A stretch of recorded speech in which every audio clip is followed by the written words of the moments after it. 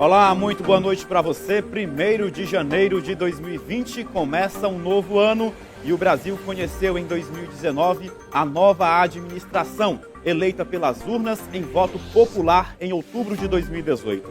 A eleição de Jair Bolsonaro, 38º presidente a tomar posse, marcou o fim do ciclo de governos petistas, após o mandato tampão do ex-vice-presidente e logo mais presidente, com o impeachment da então presidente Dilma Rousseff, Michel Temer.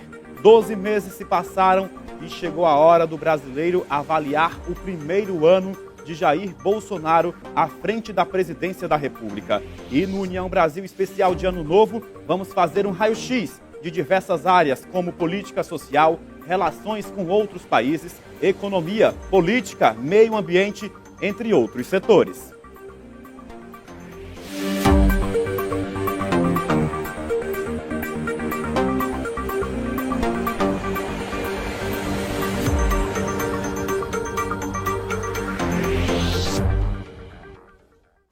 Eu sou Miguel Anderson Costa e você está no União Brasil, primeira edição deste ano de 2020. E o nosso bate-papo hoje vai ser com o especialista em relações internacionais, Ítalo Alves. Boa noite, Ítalo. Seja muito bem-vindo à União Brasil. Boa noite, Miguel.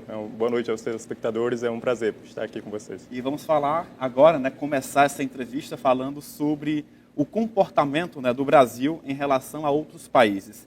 Durante a campanha, muito criticada pelo presidente Jair Bolsonaro, então candidato na época, a China, fecha um acordo com o Brasil. Esse momento surpreende do Jair Bolsonaro da campanha para o Jair Bolsonaro presidente? Eu acho que surpreende mais a ele, próprio, porque a China é o maior parceiro comercial e de investimentos do Brasil.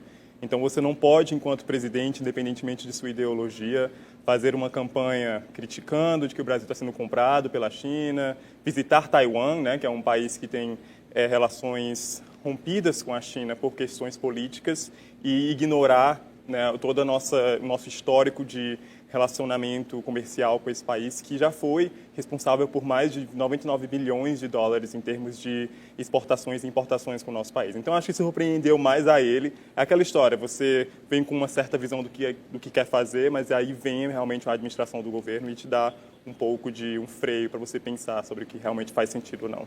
Agora percebe-se que é um acordo bem longo, tanto na área da política, da economia, comércio, agricultura, inspeção sanitária, transporte, saúde e cultura. O que a gente pode esperar desse acordo? Sim, foram 11 acordos, na verdade, memorandos de entendimento sobre diversas questões que os países poderão colaborar bilateralmente, mas só existem 2 no momento que estão sendo efetivados de fato, o aumento das exportações de carne para a China e algumas compras do setor chinês, dos investidores chineses em setores de energia, de mineração no Brasil, que estão sendo analisadas. Agora, quanto à questão da visita do presidente Jair Bolsonaro aos Estados Unidos, onde conversou pessoalmente com o presidente Donald Trump, mas o americano, na contramão, não indica o Brasil para uma vaga da OCDE e muito menos deixa de fora a taxação do nosso aço para com os Estados Unidos. Isso surpreende o governo no momento em que ele tinha uma lua de mel com o país norte-americano? Novamente, eu acho que surpreende mais o próprio presidente Bolsonaro. A gente entende que a política externa americana e de qualquer país deve sempre focar no melhor para os seus residentes, para os seus cidadãos. Então, obviamente que eles não vão ceder a questões estratégicas para beneficiar outro país. E eu acho que nós já aprendemos com isso no passado e deveríamos estar fazendo o mesmo. Então, quando o Brasil abre suas portas para os Estados Unidos de forma tão não estratégica, e acaba sendo retalhado com esse aumento das tarifas de impostos, isso tem uma consequência muito grave para a nossa população na base. Aumenta preços, você tem dificuldade de poder gerar crescimento econômico com base numa relação que você esperava. Então, eu acho que foi um grande retrocesso, mas que já era esperado para nós analistas, que olhamos para essa conjuntura internacional, mas que para o governo, por não ter uma agenda baseada em evidências, acabou sendo um grande atraso. Agora, Ítalo, como tradição, o Brasil sempre abre a Assembleia Geral da ONU. A estreia do presidente Jair Bolsonaro foi lá.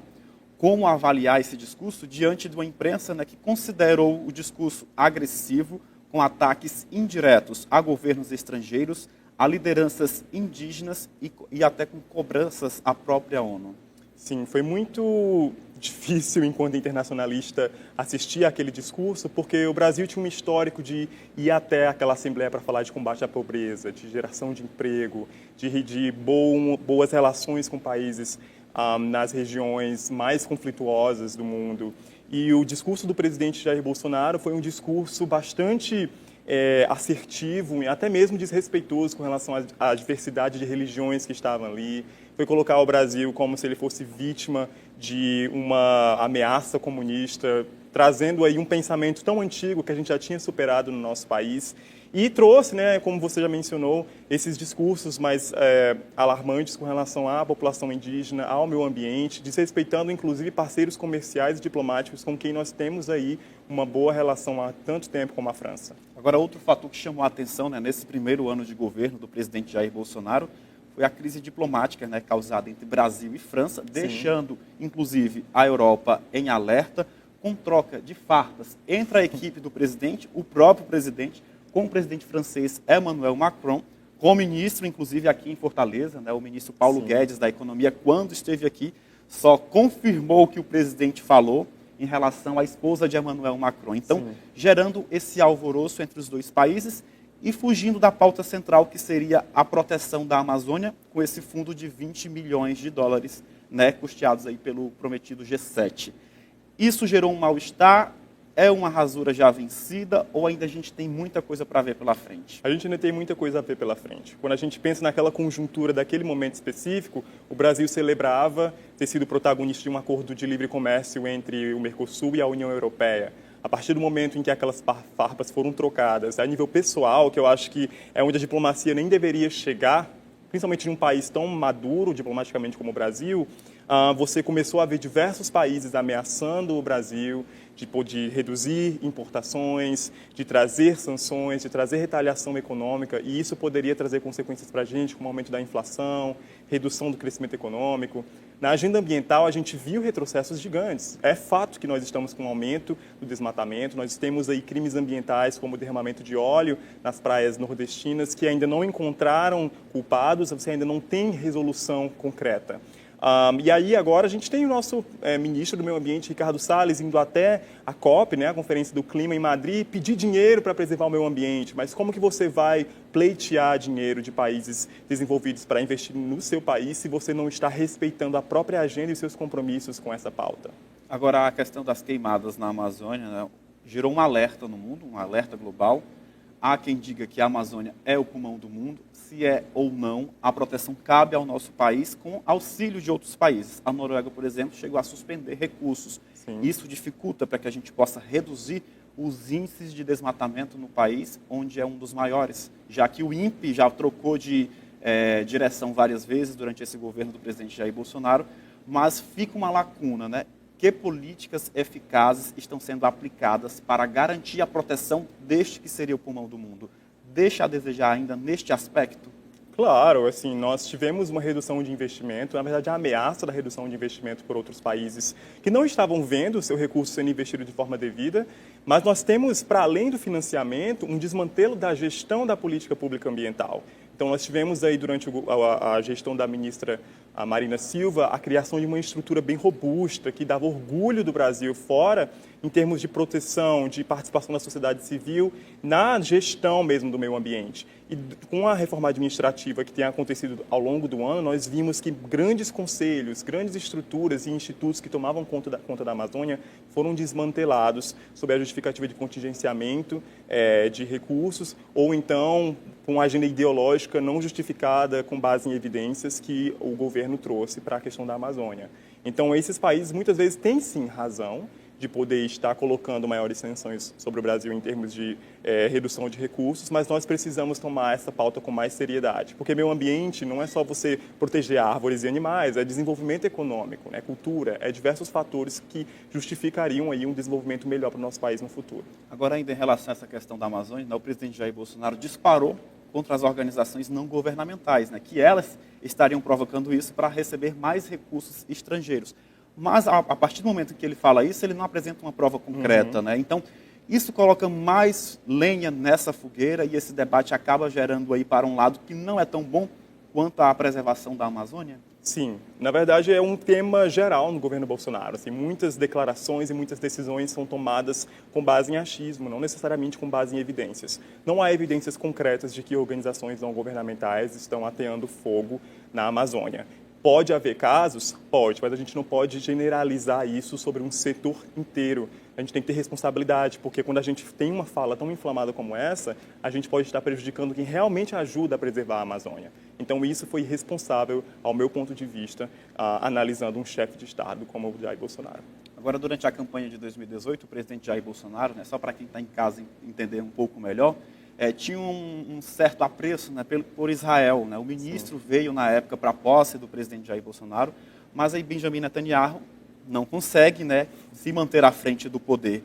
Então, o presidente vê aquela aparência de que ele tinha uma semelhança de governar o Brasil, indo por água abaixo em um dos países em que ele admirava. Né? Isso deixa o governo um pouco na saia justa, já que Benjamin Netanyahu não conseguiu manter-se no poder em Israel?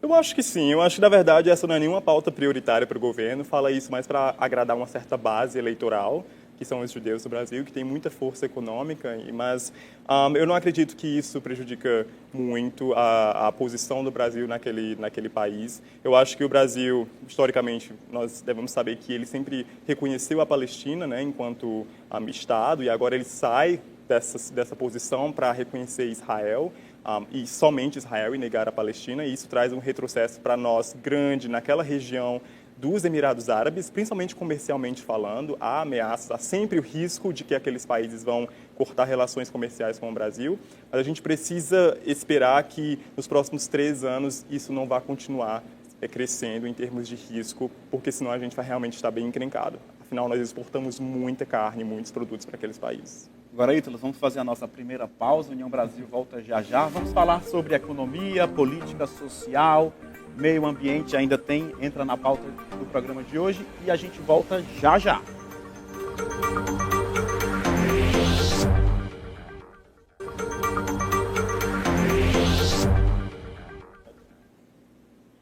Voltamos com União Brasil, especial deste ano novo, né? Feliz ano novo para você que nos acompanha. E na edição de hoje, estamos avaliando os 12 meses do governo do presidente Jair Bolsonaro. Vamos para cá agora e o nosso convidado é o especialista em relações internacionais, Ítalo Alves. Ítalo, vamos começar esse segundo bloco avaliando, né, os atuais indicadores da política social, né, do governo do presidente Jair Bolsonaro na comparação com governos anteriores. O que a gente pode observar? Bom, atualmente nós temos um grande problema no Brasil, que é o desemprego. Nós temos 12 milhões de brasileiros que estão desempregados, endividados e sem perspectiva de melhoria. É fato que já conseguimos gerar durante o ano 900 mil novos empregos, isso é bom e nós precisamos sempre reconhecer isso. Mas, de fato, são empregos que têm diversas influências de sazonalidade, muitas vezes são empregos com redução de direitos, né? A gente está vendo um contexto de reformas econômicas que, de certa forma, são necessárias, mas com projetos não tão perfeitos sendo aprovados, isso tudo vem com desmantelo de direitos, etc. Então, a gente precisa pensar qual é, de fato, o tipo de desenvolvimento econômico que a gente quer para o país e cobrar o presidente, cobrar o governo com relação a isso. Essa pauta, de fato, econômica tem sido mais tocada através do Congresso do que necessariamente do próprio Executivo.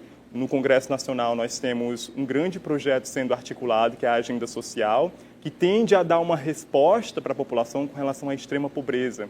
No Brasil, hoje, a gente tem mais de 22 milhões de pessoas vivendo em pobreza e 12 milhões de pessoas em extrema pobreza, sendo que 9 milhões aí dessas pessoas são crianças com idades entre 0 a 14 anos. Então, essa é uma pauta urgente sobre a qual a gente não vê muita gente falando sobre.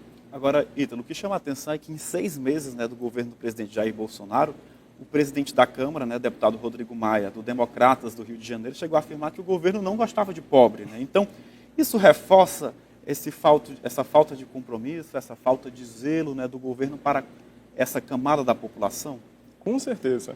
Eu acho que quando você vê um governo cuja principal agenda econômica é um corte de gastos públicos, você vê um distanciamento de uma política econômica no Brasil que já deu muito certo no passado, que era você aumentar os investimentos públicos. Porque você não pode ver isso apenas como aumentar o gasto do governo, mas quando você investe dinheiro público, principalmente na base da pirâmide, você vê que aquela população mais pobre, ela pega aquele dinheiro não para acumular para si, mas ela investe em outros setores da economia e ela vai movimentando a economia ao seu redor.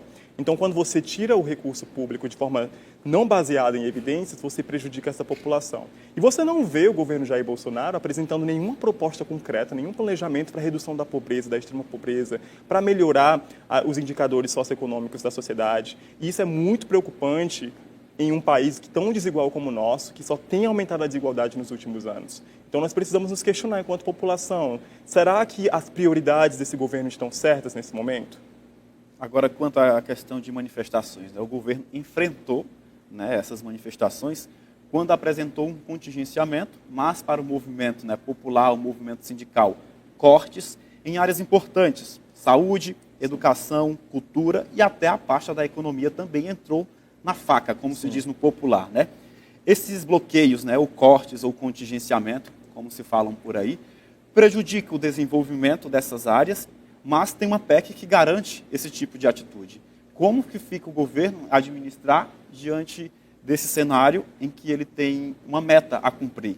Sim. Em primeiro lugar, assim, contingenciamento, que significa você atrasar o repasse de certos recursos, é uma prática bastante costumeira, né, em diversos governos. Todos os governos implementam isso no começo da gestão, atrasam ali um pouco aquele repasse de recursos, porque a receita não vem de imediato, mas implementam ao final do ano.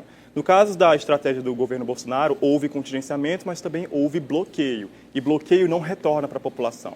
A gente viu uma redução de investimentos públicos por conta da PEC 55, né, que congela por 20 anos os investimentos públicos no Brasil. E a gente também tem a redução, né, de diversos orçamentos com relação à educação, saúde, etc. Isso você poderia justificar em um governo que tem uma estratégia de austeridade, mas ao mesmo tempo você vê o governo utilizando esses recursos para poder comprar deputados dentro do Congresso Nacional, com emendas parlamentares, para poder criar um fundão, né, bilionário de financiamento de campanhas. Então, de fato, o recurso existe, ele poderia estar sendo implementado, né, nas políticas sociais, mas o governo insiste em utilizar isso para manter simplesmente a sua popularidade e governabilidade. Eu acho que essa é uma distorção muito falha de prioridades e de foco desse governo, e todos nós precisamos estar atentos para isso, porque independentemente do que nós achemos desse governo ou não, é um erro drástico assim, na política de governabilidade do mesmo. Agora, quanto à reforma da Previdência, né, foi entregue com atraso pelo ministro Paulo Guedes, foi aprovada com atraso, como previa o mercado financeiro, 9 meses para aprovar uma reforma tão importante, tão necessária, não sei se nesses moldes, como foi aprovada pelo Congresso. A gente sabe que o projeto que foi encaminhado, né, pelo governo foi quase todo modificado no Congresso Nacional, sim, o que é bom, que mostra a força do Legislativo, mas a gente deve esperar o impacto dessa reforma da Previdência conforme o governo estava prevendo desde o início, não em valores, né, até porque o valor vai ser bem menor do que o governo queria, mas gerou um certo desgaste. Sim, gerou um grande desgaste entre a base que nós temos no Congresso Nacional. E eu acho que é positivo esse desgaste no sentido de que você vê as diferentes forças da democracia ali trabalhando juntas para criar um projeto que pareça mais com o Brasil. Porém, o projeto aprovado tem muitas falhas ainda. E o grande problema dessa reforma especificamente é que ela não é redistributiva, né? E no Brasil, a gente sempre trata reformas distribuindo renda de classe média para a população mais pobre, mas não necessariamente da população mais rica para a população mais pobre. E esse é o caso da reforma da Previdência. Sem uma reforma tributária e outras reformas econômicas que são importantes para a gente poder criar maior redistribuição de renda no Brasil, ela não vai conseguir dar o resultado que nós esperamos. De fato, a gente conseguiu ter um maior ânimo de investidores estrangeiros, mas ainda não se efetivou. Né? Foi um primeiro passo, mas não se efetivou no aumento de investimento privado, não se efetivou no aumento de investimento estrangeiro. Então, para isso, nós precisamos, de fato, criar uma reforma tributária que simplifique, né, os impostos no Brasil, mas que também cause justiça social. E agora é a gente esperar que no próximo ano isso aconteça. Agora, a perspectiva, né, estava depositada especialmente numa PEC paralela, né, defendida, sim, pelo senador cearense do PSDB, sim, Tasso Gereissati. Mas a bola agora está com os estados, né? Então, o Ceará já apresentou, já aprovou na Assembleia Legislativa. É um efeito dominó. Sim, os estados vão ter que se preparar, né, para poder lidar com a questão da Previdência. Era algo que nós já prevíamos há muito tempo, afinal temos mais de 14 estados com mais servidores aposentados, né, do que população ativa trabalhando. E nós temos diversos estados que já declararam falência, inclusive por conta do aumento da sua folha de pagamento, que inclui também aí a questão da Previdência. Agora, nós precisamos encontrar projetos que sejam justos, né, projetos que, de fato, possam ser efetivados e que sejam de acordo com o nosso Estado democrático de direitos. E eu acho que, em alguns estados, há alguns equívocos acontecendo e a população precisa participar e demandar um tempo hábil e verdadeiro de debate para poder criar o projeto com emendas que façam com que eles sejam melhores do que os projetos que estão chegando simplesmente nas assembleias. Agora, Ítalo, em novembro, né, o dólar saiu uma máxima de R$ 4,25%, um recorde histórico, né? E esse valor aparece justamente a partir de falas de integrantes do governo e até mesmo dos filhos do presidente Jair Bolsonaro. Como avaliar essa flutuação cambial tão grande, já que é um recorde de 4,25, a gente nunca nem tinha visto isso por aqui? Sim, eu vejo de duas formas. Existe, de fato, a perspectiva de mudança, né, do aumento, da elevação da taxa do dólar por questões de declarações de familiares do presidente ou dele próprio, por questão de que isso afeta muito o risco político no Brasil, você cria instabilidade. Vejamos, você está falando de melhorar a democracia e de fazer reformas econômicas, mas ao mesmo tempo você vem exaltar a ditadura, colocar a AI-5 no meio de suas falas, e isso cria certo medo de instabilidade na cabeça dos investidores. Mas, por outro lado, o dólar também está muito inflacionado por questão de política internacional mesmo, né? A China hoje, que é o maior investidor e o maior parceiro comercial do Brasil, está esperando aí algumas resoluções com relação a tarifas e acordos que ela não conseguiu honrar ainda com os Estados Unidos, e os investidores estão com muito receio de investir antes que saia o resultado final dessa negociação que está acontecendo.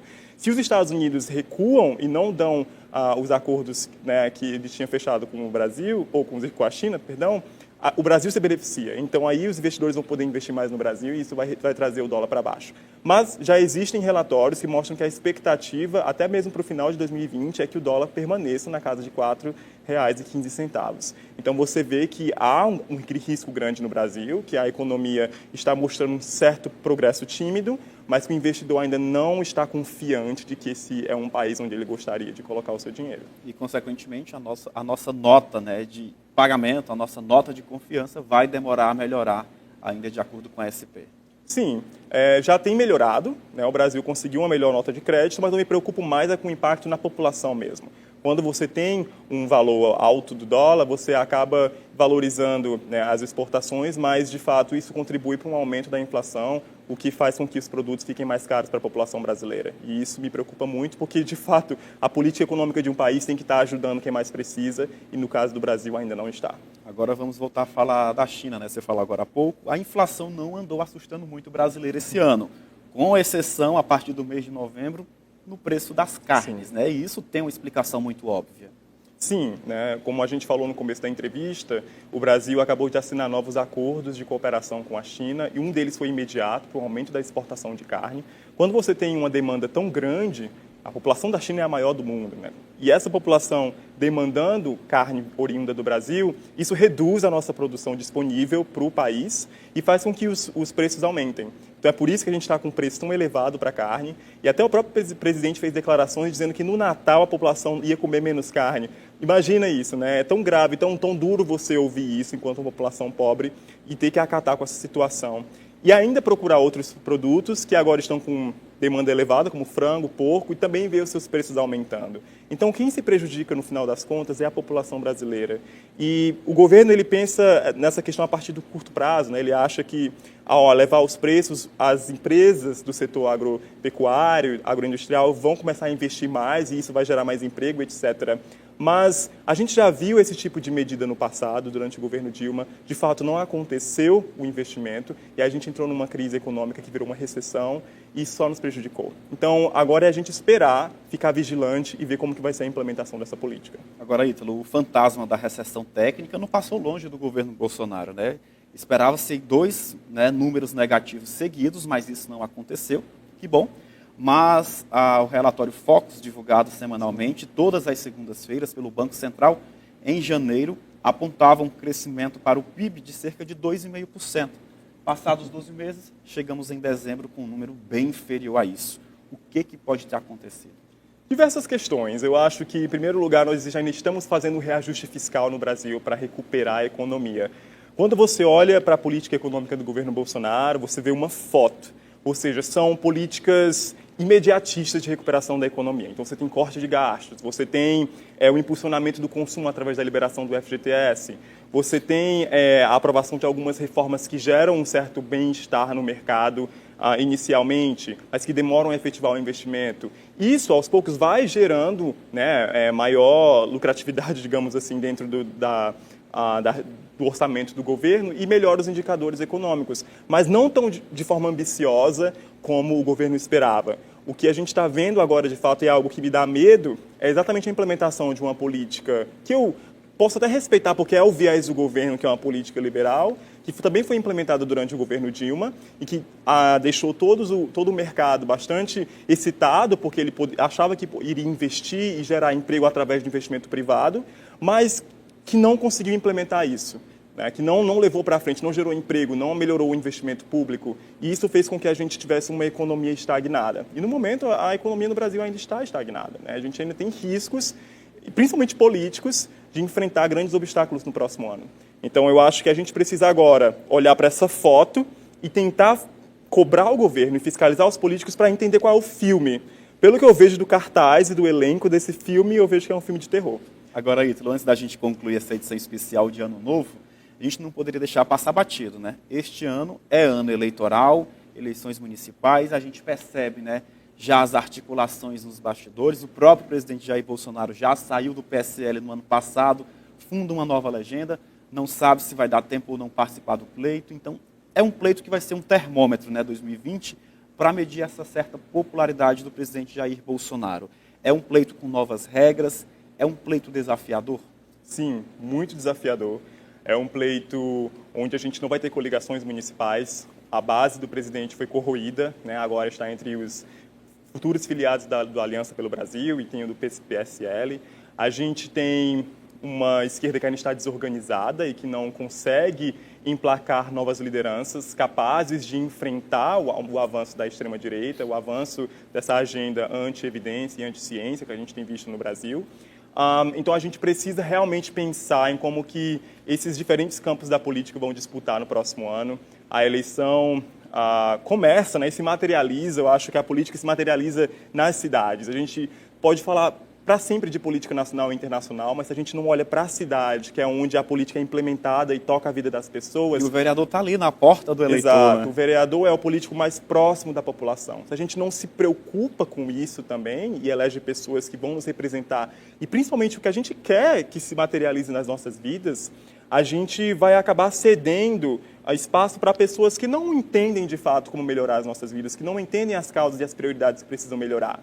Fortaleza é uma cidade que tem hoje um surto, né, de população de rua, uma cidade que precisa melhorar muito em saneamento ambiental, uma cidade que precisa melhorar muito em termos de mobilidade, empregabilidade, etc. Então, a gente precisa começar, independentemente de qual vai ser o seu partido apoiado, a buscar projetos dessas pessoas que estarão se candidatando.